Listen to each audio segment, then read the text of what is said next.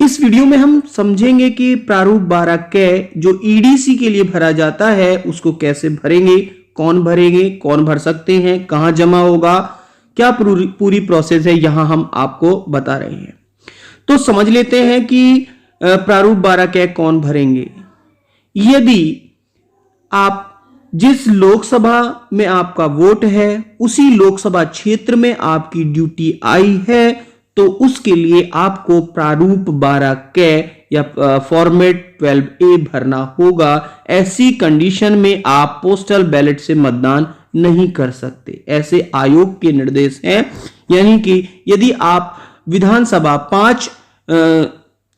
लोकसभा 5 नगीना के अंतर्गत जो 5 विधानसभाएं आ रही हैं उनमें से किसी के भी वोटर हैं और आपकी इलेक्शन ड्यूटी उन्हीं में से किसी अन्य विधानसभा में आ जाती है, क्योंकि लोकसभा एक ही है, ऐसी कंडीशन में आप पोस्टल बैलेट से मतदान नहीं कर पाएंगे। इस बार आप ईडीसी के माध्यम से मतदान करेंगे। ईडीसी के लिए आवेदन प्रारूप 12 के में भरना होता है। उसको कैसे भरते हैं यहां हम समझ लेते हैं।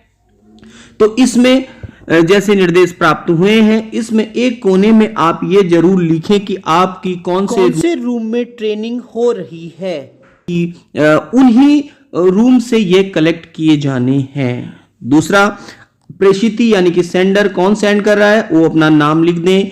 कौन से संसदीय क्षेत्र लोकसभा क्षेत्र में आते हैं वह यहां लिख दें, क्योंकि द्वितीय जो ड्यूटी लेटर आपको आया है उससे आपको पता चल गया है कि आपकी ड्यूटी किस लोकसभा की किस विधानसभा क्षेत्र में लगी है।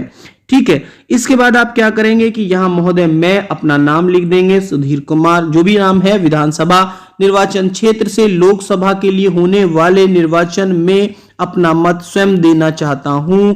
तो यहां ये कॉलम है, इसमें आता है कि मुझे निर्वाचन क्षेत्र में, यहां इस कॉलम को बहुत अच्छे से समझना है। इसमें लिखा है कि मतदान केंद्र का क्रम, संख्या और नाम। जिस मतदान केंद्र पर जिस पोलिंग बूथ पर आपको भेजा गया है उसकी क्रम संख्या और नाम आपको लिखना होता है यहां, मगर अभी आपको पता नहीं है क्योंकि यह तृतीय जो ड्यूटी आपको पोलिंग डे से एक दिन पहले पता चलता है। तो इसके स्थान पर बताया गया है कि जिस विधानसभा में आपकी ड्यूटी आई है उसका नाम लिख दें और पार्टी संख्या यहां लिख दें।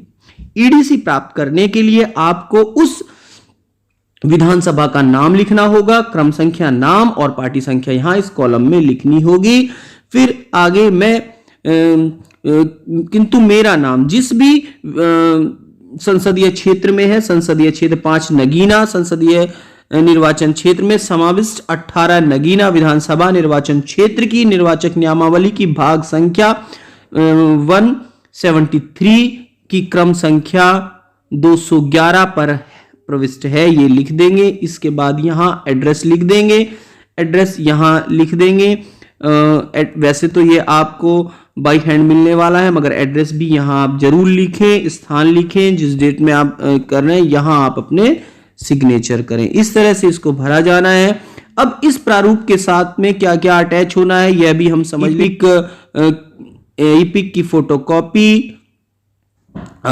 फोटोकॉपी, दूसरा जो आपको द्वितीय लेटर मिला है, सेकंड ड्यूटी जो मिली है उसकी फोटोकॉपी, जिसमें आपकी विधानसभा पता चलती हो, कौन सी पार्टी संख्या पता चलती हो, वो उसकी छाया प्रति इसके साथ संलग्न करनी है।